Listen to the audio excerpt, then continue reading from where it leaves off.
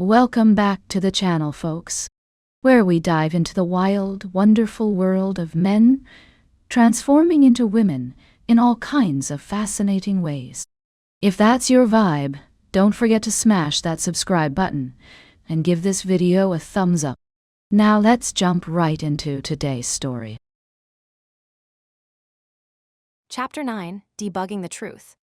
The office was quiet, save for the distant hum of servers and the last rays of sunset painting the windows gold. The typical weekday bustle had faded to a ghost-like stillness, leaving only the three of them in a bubble of fluorescent light and mounting tension.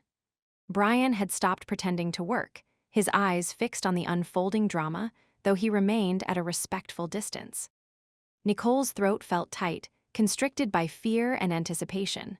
Her palms were slick with sweat, and she could feel her pulse hammering at her wrists, her throat, her temples. Laura studied her, concern flickering in her eyes, which caught the amber glow of sunset and held it, turning them almost bronze. "Nick," Laura repeated, her brow furrowing in confusion. "What about him? Is he okay?" Nicole faltered, searching for words that wouldn't come. How did you tell someone that the person they knew, the awkward, brilliant programmer with the terrible dating history, was sitting right in front of them, transformed beyond recognition? From across the room, Brian gave an encouraging nod. "Just say it," his expression urged. Nicole took a deep breath, her fingers gripping the edge of her desk so tightly her knuckles whitened. The wood felt solid beneath her touch, an anchor in a world that had slipped its moorings. "Laura, this is going to sound impossible, but I need you to believe me."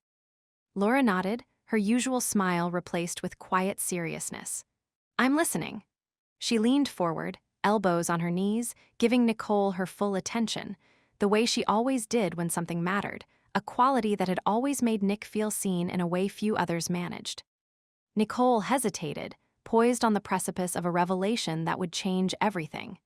Every instinct screamed to run, to bury the truth, to preserve the sweet connection they'd forged over the past days. But she pressed on, driven by something stronger than fear. "I'm not who you think I am," she began, her voice barely above a whisper.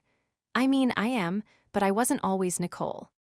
Laura's brow furrowed deeper, but she didn't interrupt, didn't laugh or scoff or pull away.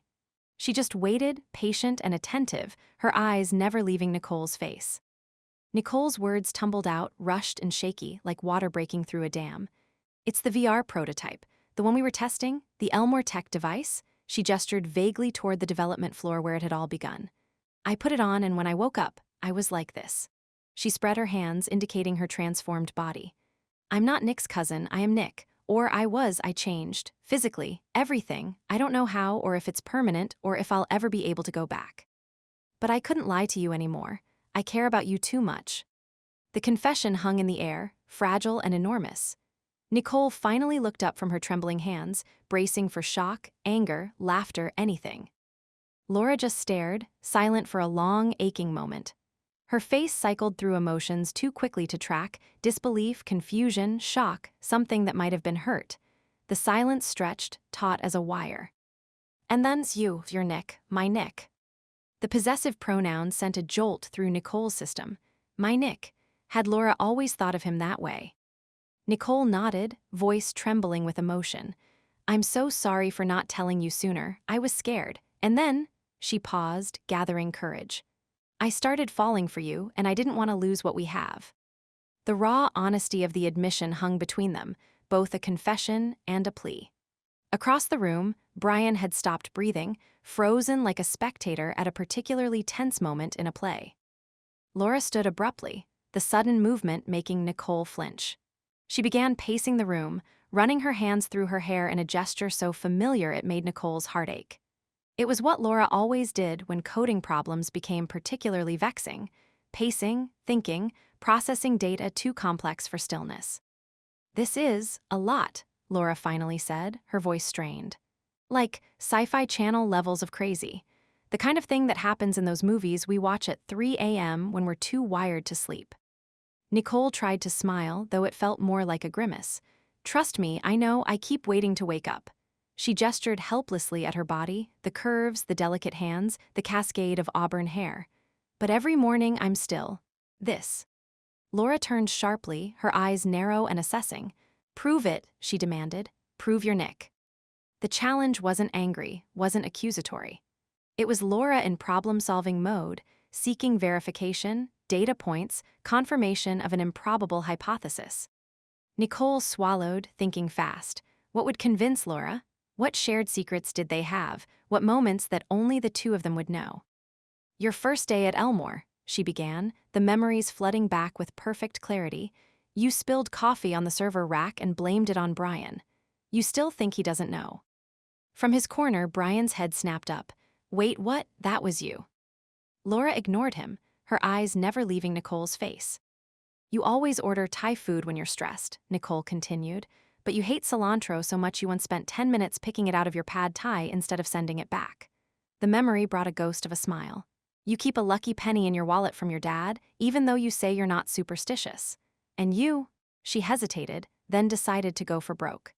"You once told me, that you wished you could find someone who looked at you the way I looked at my code. Someone who saw all the messy parts and still thought you were perfect." Laura's eyes filled with tears, a sheen of moisture that caught the fading light. "That's, you really are Nick." The words were barely audible, a breath of sound that carried the weight of revelation. There was wonder in her voice, and confusion, and something else, something softer, more vulnerable. Nicole nodded, tears stinging her own eyes. "I'm still me, just new packaging." She attempted a weak smile, trying to lighten the unbearable tension that filled the room. "Very different packaging." Laura let out a shaky laugh, pressing her hands to her cheeks as if to cool them. "This is completely insane. I'm having a conversation with my colleague who's apparently transformed into a woman overnight. Am I being punked? Is Ashton Kutcher going to jump out from behind that potted plant?" Nicole shook her head, a hysterical laugh bubbling up despite the gravity of the moment. "Nope, just us and this nightmare, though Brian's been getting a kick out of it." She shot him a look that was half accusation, half gratitude. "Hey, don't drag me into this," Brian protested, though he was already approaching, unable to stay away from the drama. "I've been a perfect gentleman about the whole thing, haven't made a single boobs joke in at least 12 hours. "A true hero," Nicole deadpanned. Laura turned to Brian, her expression shifting to something harder. "You knew, this whole time." Brian raised his hands defensively. "I was there when it happened. What was I supposed to do, abandon her, him, them? Whatever the proper pronoun is in this situation." "Her is fine," Nicole interjected quietly. Laura shook her head, as if trying to clear it. "So when we were at Luna's, and then at my place, you were." "Still me," Nicole finished. "Still the person who's always admired you, just able to express it differently." They stood in silence, the weight of the truth hanging heavy between them. The office seemed to hold its breath, the usual electronic hums and distant voices fading to nothing. Outside, the last of the sunset bled away, leaving the windows dark mirrors that reflected their tense tableau. Finally, Laura stepped forward, voice trembling with emotion. "Why didn't you tell me sooner?" The question wasn't angry, but it cut deep all the same. Nicole met her gaze, raw and exposed. "I was afraid you'd look at me differently, or worse, not at all." She swallowed hard, forcing herself to continue. "I didn't plan for any of this to happen, the VR, the transformation, and especially not us. But once it started, I couldn't bear to lose it, to lose you." Laura's lips trembled, her composure cracking. She took a step back, then forward again, as if torn between retreat and advance. I need some time to process," but her voice broke and she cleared her throat. "I'm glad you told me. I'm glad you trusted me." Nicole nodded, relief and heartbreak tangled together in her chest. She'd done the right thing, finally, but at what cost? "Take all the time you need. I understand." Brian, sensing the gravity of the moment, quietly retreated to his desk, giving them space while remaining close enough to intervene if needed. His protective instinct, usually hidden beneath layers of sarcasm, was touching. Laura wiped her eyes with the back of her hand, then, to Nicole's shock, stepped forward and pulled her into a tight, desperate hug. Her arms wound around Nicole's shoulders, her face pressed against Nicole's neck. Nicole froze for a moment, stunned by the unexpected contact, then melted into the embrace, her arms encircling Laura's waist. "I don't know what this makes me, or us," Laura whispered against her skin, but I know you're still the person I care about most." Nicole clung to her, heart full and breaking all at once. Laura's body felt so familiar against hers now, the curve of her waist, the softness of her hair, the subtle floral scent of her shampoo. Yet everything was different, filtered through the prism of new truth. Laura pulled back first, her hands lingering on Nicole's arms as if reluctant to break contact completely.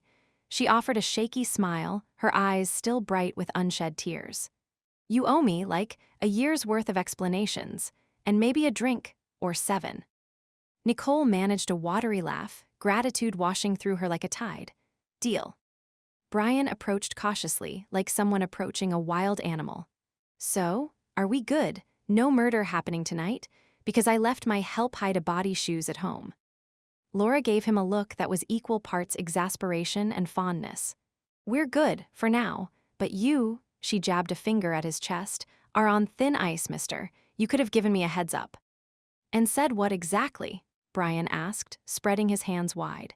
"Hey Laura, your work buddy is now a smoking hot redhead with curves for days. You'd have had me committed." "He's not wrong," Nicole admitted, wiping away a tear that had escaped despite her best efforts. "I wouldn't have believed it either." Laura shook her head, but a reluctant smile tugged at her lips. "This is still the most absurd thing that's ever happened to me, and I once dated a guy who thought the earth was flat." "In his defense, if you look at the right maps," Brian began, but withered under Laura's glare. "Right, not the time, got it."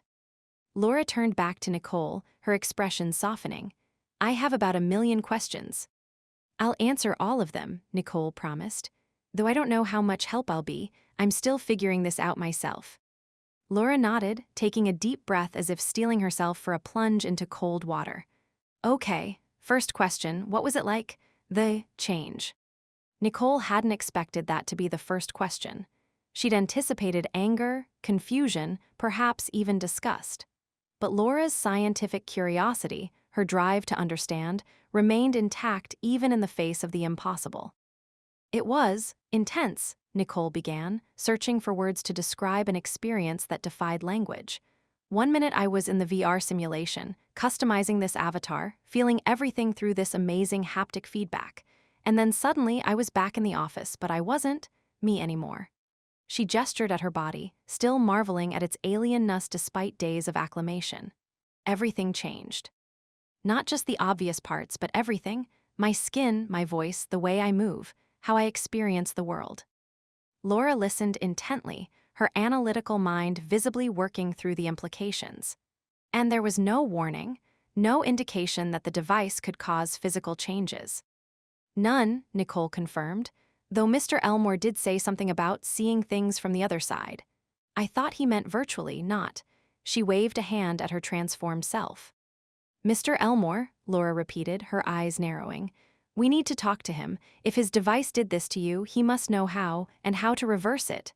She paused, suddenly uncertain. "If that's what you want." The question hung in the air, loaded with implications. Did Nicole want to go back to being Nick? To return to the body she'd known for 28 years? Or had these few days as Nicole shown her something she couldn't unlearn, couldn't unlive?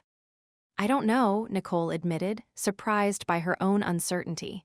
"I just want options, understanding. This wasn't exactly a change I consented to." Laura nodded, her expression empathetic. "Of course, and we'll figure it out together."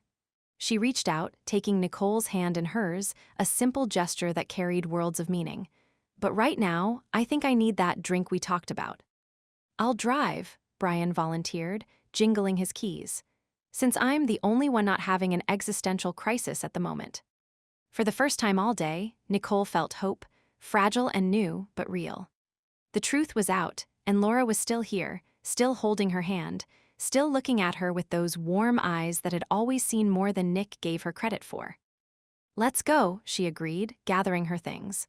Whatever came next, whether she remained Nicole or found a way back to being Nick, at least she wouldn't face it alone.